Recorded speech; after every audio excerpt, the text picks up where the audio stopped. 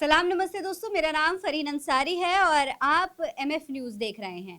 दोस्तों, इस वक्त की बहुत बड़ी खबर है सुबह सपा के नेता और कैबिनेट मंत्री ओम प्रकाश राजभर को लेकर। दोस्तों, ओम प्रकाश राजभर का जो रवैया है वो इस वक्त काफी बदला हुआ सा नजर आ रहा है। उनके हाव भाव, उनकी बातचीत, उनकी बातें इस कदर बदल गई हैं कि 2027 के उत्तर प्रदेश विधानसभा चुनाव के सीधे सीधे क्या संकेत हैं, वो क्या सोचते हैं और क्या कुछ हो सकता है और क्या वो एक बार फिर से पलटी मार सकते हैं, इसके पूरे संकेत देने लगे हैं। दरअसल सुबह सपा के जो नेता हैं और जो फिलहाल बीजेपी सरकार में कैबिनेट मंत्री भी हैं, ओम प्रकाश राजभर, वो आजमगढ़ गए हुए थे। आजमगढ़ में उनकी एक सभा थी।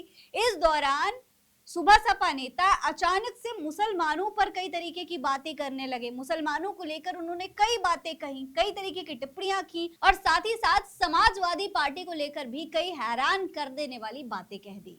उन्होंने क्या कहा, जरा उस पर गौर करिए। देखिए, उन्होंने कहा मुसलमान सपा के गुलाम हैं। ये लोग हक, शिक्षा, स्वास्थ्य, अमन चैन की बात नहीं करते बल्कि नफरत की बात करते हैं। सपा, बसपा और कांग्रेस नफरत सिखाने का काम करती है।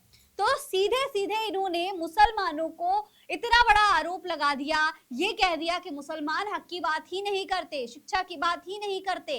यानी कि साफ तौर पर मुसलमानों पर आपत्तिजनक टिप्पणी सुबह सपा के नेता ओम प्रकाश राजभर करते हुए नजर आ रहे हैं, जो कि भारतीय जनता पार्टी में कैबिनेट मंत्री भी हैं। ये मैं बार बार इसलिए मेंशन कर रही हूं क्योंकि ये बहुत बड़ी बात है। भारतीय जनता पार्टी का कोई भी सहयोगी हो, भारतीय जनता पार्टी का कोई भी नेता हो, उसकी क्वालिफिकेशन क्राइटेरिया सबसे बड़ा यही है कि वो मुसलमानों को कोसता हो, मुसलमानों के बारे में अभद्र टिप्पणियां करता हो, मुसलमानों को गलत कहता हो। और कहीं ना कहीं अगर आप ओम प्रकाश राजभर की बातों पर गौर करेंगे, मुसलमानों पर इस तरीके की टिप्पणी करने के पीछे भी कहीं ना कहीं मकसद ओम प्रकाश राजभर का यही है कि वो भारतीय जनता पार्टी की गुड लिस्ट में, यानी कि मोदी जी की गुड लिस्ट में शामिल होना चाहते हैं, योगी आदित्यनाथ की गुड लिस्ट में शामिल होना चाहते हैं। और उत्तर प्रदेश चुनाव के लिहाज से वो अपनी जो स्थिति है उत्तर प्रदेश में वो मजबूत करने की कोशिश कर रहे हैं।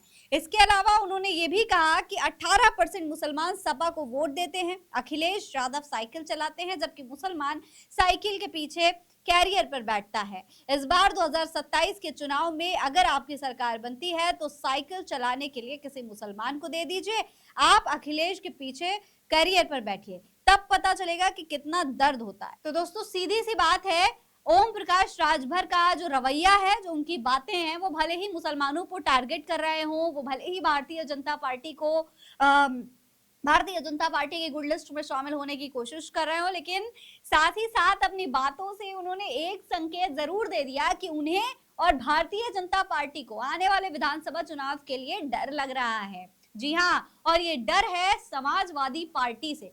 उनका सीधा सा कहना यह है कि जब 18% मुसलमान भारतीय जनता पार्टी का विरोध करके सीधे सीधे सपा को वोट दे रहे हैं, तो कहीं ना कहीं समाजवादी पार्टी सरकार बना सकती है। शायद यही वजह है कि वो ये कह रहे हैं कि भाई अगर मुसलमान समाजवादी पार्टी को जिता देते हैं और समाजवादी पार्टी की सरकार बन जाती है, तो आप देखिएगा कि क्या होता है, किस तरीके से चीजें बदल जाएंगी। सीधे सीधे कहीं ना कहीं ओम प्रकाश राजभर को ये डर लग रहा है कि समाजवादी पार्टी इस बार के आने वाले चुनाव में भारतीय जनता पार्टी के लिए और पूरे के पूरे एनडीए गठबंधन के लिए मुसीबत खड़ी कर सकती है। आपको बता दें कि राजभर मंगलवार को सिधारी के पलहनी में पार्टी के संगठन मंत्री चंद्रजीत राजभर के भाई के निधन के बाद सांत्वना देने पहुंचे थे।